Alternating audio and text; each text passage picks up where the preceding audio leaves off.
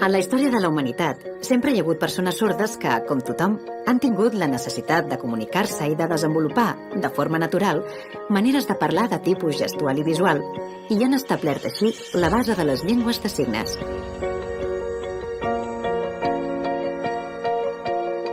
La llengua de signes catalana actual és el resultat de més de 200 anys d'evolució, de canvis, d'influències i d'interaccions amb altres llengües i amb l'entorn.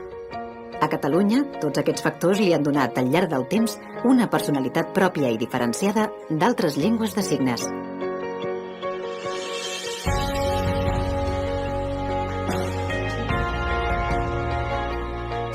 Els sistemes de signes han estat la llavor per configurar una llengua gestual i visual expressiva que continua provocant curiositat, però que, per a moltes persones i conciutadans nostres, és simplement la manera més natural i eficaç de comunicar-se, d'aprendre, d'expressar sentiments i emocions, de compartir i crear idees, art i cultura. Parlem de la llengua de signes catalana.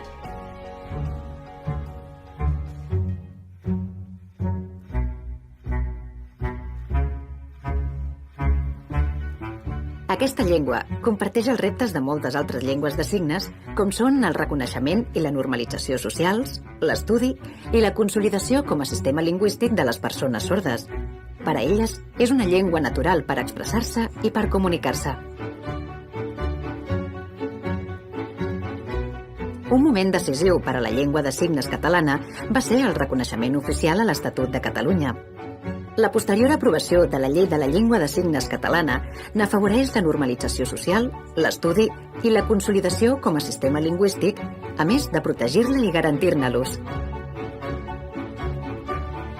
Així, el Govern de Catalunya va crear el Premi de Foment de la Llengua de Signes catalana, un guardó que té com a objectiu reconèixer persones, entitats i iniciatives que contribueixen a la difusió i al prestigi de la llengua de signes.